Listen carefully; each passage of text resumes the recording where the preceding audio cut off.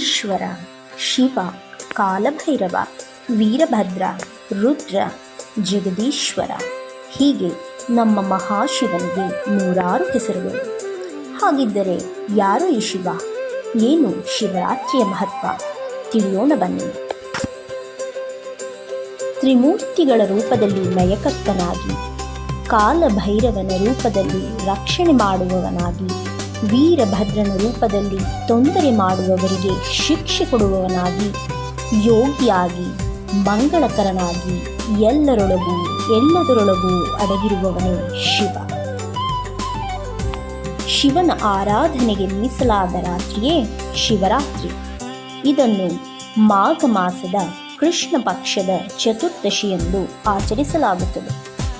ಪುರಾಣಗಳ ಪ್ರಕಾರ ಈ ದಿನ ಶಿವಪಾರ್ವತಿಯರು ವರಿಸಿದ ದಿನ, ಶಿವನು ಲಿಂಗರೂಪಿಯಾಗಿ ಪ್ರಕಟವಾದ ದಿನ.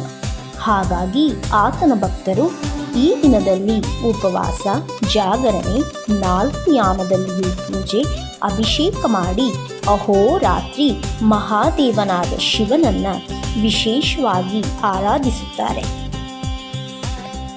ರಾತ್ರಿ ಎಂದರೆ ನಿದ್ರೆ, ತಮಸ್ಸು, ಕತ್ತಲೆ ಇವೆಲ್ಲವೂ ಸಹ ನಮ್ಮ ಎಚ್ಚರ ತಪ್ಪಿಸುವಂತಹವು. ಇಂತಹ ಸಮಯದಲ್ಲಿ ಬೆಳಕಾಗಿ ಬರುವವನೇ ಶಿವ. ಇದರ ಸಂಕೇತವೇ ರಾತ್ರಿಯಲ್ಲಿ ನಡೆಯುವ ಅವನ ಪೂಜೆ. ಈ ಶಿವರಾತ್ರಿಯು ಅಜ್ಞಾನವನ್ನು ಹೋಗಲಾಡಿಸಿ ಜ್ಞಾನವನ್ನು ಬೆಳಗಿಸುವ ದಿನವೆಂದೂ ಸಹ ನಂಬಲಾಗಿದೆ. ನಮ್ಮ ಸದಾಶಿವನು ತ್ಯಾಗ ಭೋಗಗಳ ಸಮನ್ವಯವನ್ನ ಎತ್ತಿ ಹಿಡಿದಿದ್ದಾನೆ. ತಪಸ್ವಿಗಳಿಗೂ ಇವನೇ ಆದರ್ಶ, ಗೃಹಸ್ಥರಿಗೂ ಇವನೇ ಆದರ್ಶ.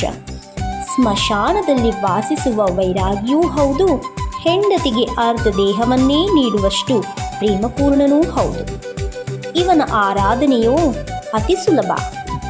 ತ್ರಿಧಳಂ ತ್ರಿಗುಣಾಕಾರಂ ತ್ರಿನೇತ್ರಂಚ ತ್ರಿಯಾಯುಧಂ ತ್ರಿಜನ್ಮ ಪಾಪ ಸಂಹಾರಂ ಏಕಬಿಲ್ವಂ ಶಿವಾರ್ಪಣಂ.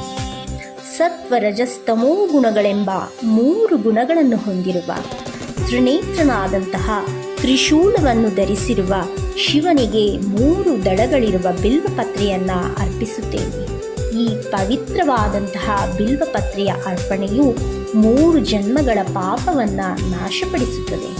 ಹೀಗೆ ಒಂದೇ ಒಂದು ಬಿಲ್ವಪತ್ರೆಯನ್ನು ಅರ್ಪಿಸಿದರೂ ಕೂಡ ಭಕ್ತರ ಕರೆಗೆ ಓಗೊಡುವ ಭಕ್ತವತ್ಸಲನನ್ನ ಆರಾಧಿಸದ ಸನಾತನಿಗಳಿಲ್ಲ.